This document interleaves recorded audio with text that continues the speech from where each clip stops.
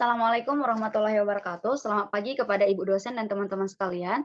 Kami di sini dari kelompok 4 akan mempresentasikan hasil diskusi kami mengenai pengendalian dan sistem informasi akuntansi. Nah, sebelum masuk kepada materi, saya terlebih dahulu akan memperkenalkan diri dari kelompok kami. Kami dari kelompok 4, yang pertama, yaitu Hartika Limbong, ada Bunga Fadilah, ada Karlensia, dan ada Kristabella. Selanjutnya kita akan masuk kepada materi, yaitu ikhtisar konsep pengendalian, di mana kita harus ketahui dulu apa sih pengertian dari ikhtisar konsep pengendalian tersebut. Nah, pengertian dari pengendalian internal ini atau internal control adalah proses yang dijalankan untuk menyediakan jaminan bahwa tujuan-tujuan pengendalian tercapai. Nah, selanjutnya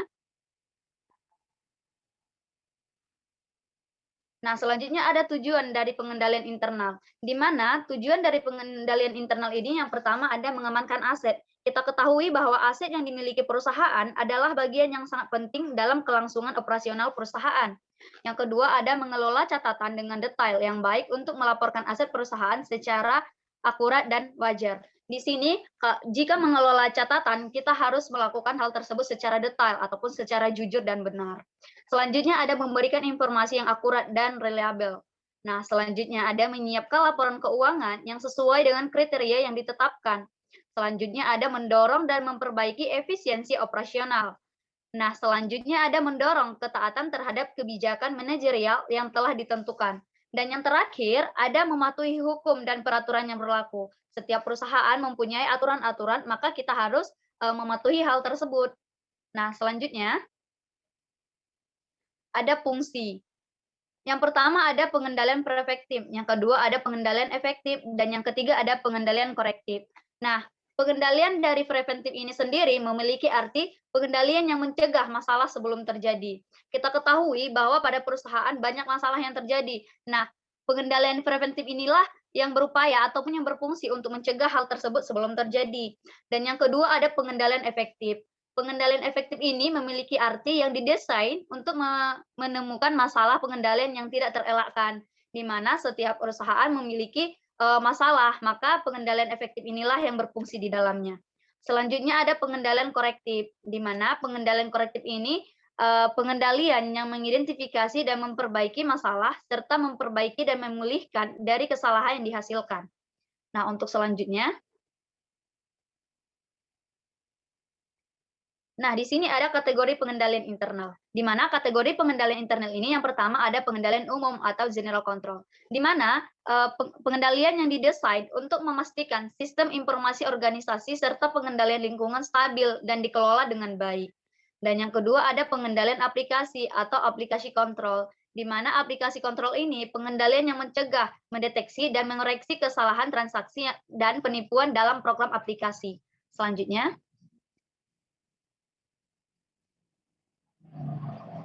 nah, selanjutnya ada sistem kepercayaan, di mana di sini ada 4 kaitan pengendalian internal untuk membantu manajemen menyelesaikan konflik. Yang pertama ada sistem kepercayaan, di mana sistem kepercayaan perusahaan menciptakan nilai membantu pegawai memahami visi perusahaan, menginspirasi mereka bekerja sesuai nilai itu. Nah, berkaitan dengan sistem interaktif, di mana sistem interaktif juga membantu manajer memfokuskan perhatian bahwa pada isu-isu strategi utama. Nah, ada juga sistem batas, di mana sistem batas ini membantu pegawai bertindak secara etis dengan membangun batas perilaku kepegawaian. Nah, selanjutnya ada sistem diagnostik, di mana sistem diagnostik ini sistem yang mengukur pegawai dan membandingkan perkembangan aktual dengan anggaran dan tujuan kinerja. Selanjutnya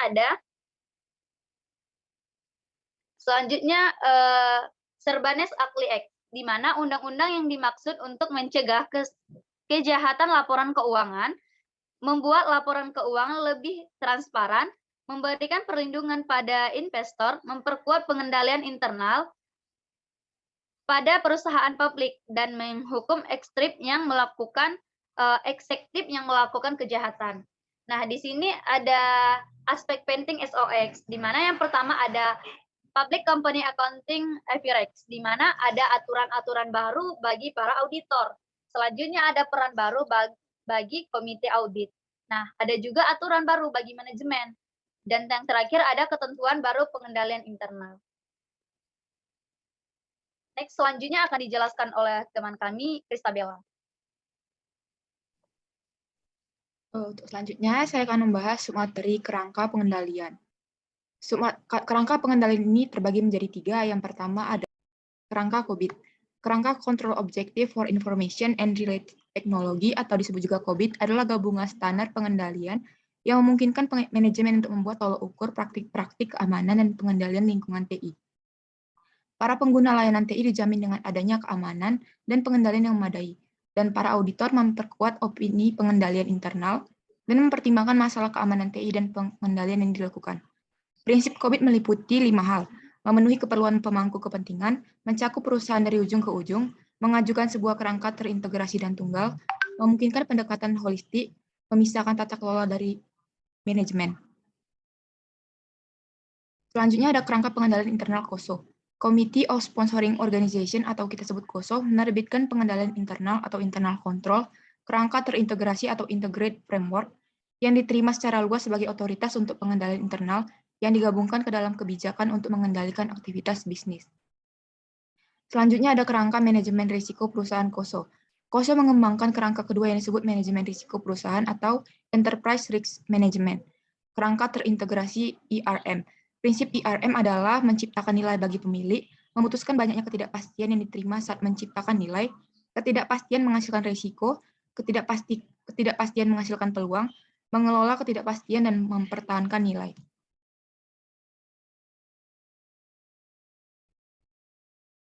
Selanjutnya ada submateri lingkungan internal. Lingkungan internal atau budaya perusahaan mempengaruhi cara organisasi menetapkan strategi dan tujuannya, membuat struktur aktivitas bisnis, dan mengidentifikasi, menilai, serta merespon risiko. Lingkungan internal yang lemah atau tidak efisien seringkali menghasilkan kerusakan di dalam manajemen dan pengendalian risiko. Yang pertama ada filosofi manajemen, gaya pengoperasian, dan selera risiko. Sebuah organisasi memiliki sebuah filosofi dan sikap yang dianut bersama. Selera risiko adalah jumlah risiko yang tersedia diterima oleh sebuah perusahaan untuk mencapai tujuan dan sasarannya. Selera risiko harus selaras dengan strategi perusahaan. Semakin bertanggung jawabnya filosofi dan gaya pengoperasian manajemen, semakin jelas pula mereka berkomunikasi, maka semakin besar kemungkinan para pegawai akan bertindak dengan tanggung jawab. Yang kedua ada komitmen terhadap integritas, nilai-nilai etis, dan kompetensi. Organisasi membutuhkan budaya yang menekankan integritas dan komitmen pada nilai-nilai etis, serta kompetensi. Integritas dimulai dari sikap puncak pimpinan, misalnya ketika CEO membuat keputusan yang tepat secara etis ketika dihadapkan dengan keputusan yang sulit. Berikut beberapa cara perusahaan mendukung integritas sebagai berikut. Yang pertama, menekankannya secara aktif, lalu menghindari insentif yang tidak realistis sehingga memotivasi tindakan ilegal, lalu memberikan penghargaan atas kejujuran dan mendisiplinkan yang tidak jujur, serta mengembangkan kode etik tertulis yang menyatakan secara eksplisit perilaku jujur dan tidak jujur. Yang ketiga ada pengawasan pengendalian internal oleh Dewan Direksi. Dewan Direksi memberikan tinjauan independen manajemen yang bertindak seperti sebuah pengecekan dan penyeimbangan atas tindakan tersebut. Perusahaan publik disyaratkan memiliki sebuah komite audit dari dewan luar dan independen yang bertanggung jawab atas laporan keuangan, kepatuhan terhadap peraturan, pengendalian internal, serta menerima laporan seluruh kebijakan dan praktik akuntansi dari auditor internal maupun eksternal. Yang keempat ada struktur organisasi. Struktur organisasi memberikan sebuah kerangka untuk operasi, perencanaan, pelaksanaan, pengendalian, dan pengawasan. Berikut beberapa aspek penting dari struktur organisasi. Yang pertama ada sentralisasi atau desentralisasi wewenang. Yang kedua ada hubungan pengarahan atau matriks pelaporan. Yang ketiga organisasi berdasarkan industri, lini produk, lokasi, atau jaringan pemasaran. Yang keempat ada organisasi dan garis wewenang untuk akuntansi, audit, dan fungsi sistem informasi. Yang terakhir ada ukuran dan jenis aktivitas perusahaan. Selanjutnya ada metode penetapan wewenang dan tanggung jawab. Manajemen harus memastikan pegawai memahami sasaran dan tujuan entitas, menetapkan wewenang serta tanggung jawab atau sasaran dan tujuan tersebut untuk departemen maupun individu, serta mendorong penggunaan inisiatif untuk menyelesaikan masalah. Wewenang dan tanggung jawab ditetapkan dan dikomunikasikan menggunakan deskripsi pekerjaan formal, pelatihan pegawai, jadwal pengoperasian, anggaran, kode etik, serta kebijakan dan prosedur tertulis. Yang keenam ada standar-standar sumber daya manusia yang menarik, mengembangkan dan mempertahankan individu yang kompeten. Salah satu kekuatan pengendalian terbesar adalah kejujuran pegawai. kebijakan SDM dan praktik yang mengatur kondisi kerja, insentif pekerjaan, dan kemajuan karir yang dapat menjadi kekuatan dalam mendorong kejujuran, efisiensi, dan layanan yang loyal. Berikut merupakan kebijakan dan prosedur SDM yang penting. Yang pertama ada perekrutan. Pegawai seharusnya dipekerjakan berdasarkan latar belakang pendidikan, pengalaman, pencapaian, kejujuran, dan integritas, serta persyaratan kerja yang sesuai. Selanjutnya mengkompensasi, mengevaluasi, dan mempromosikan.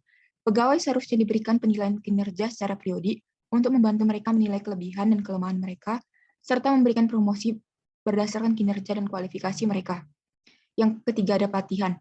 Program pelatihan seharusnya mengajarkan para pegawai baru akan tanggung jawab mereka, kinerja dan perilaku yang diharapkan, serta kebijakan dan prosedur, budaya, dan gaya pengoperasian perusahaan sehingga mengurangi kemungkinan penipuan.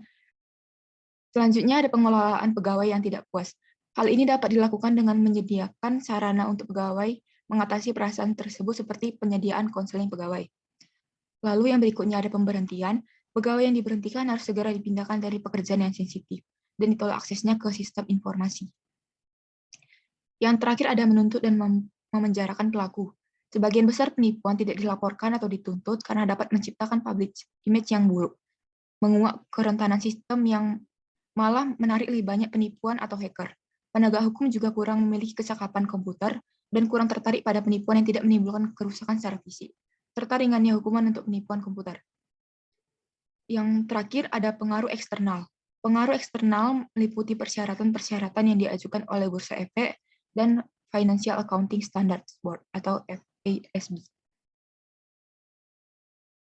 Berikutnya saya serahkan kepada moderator.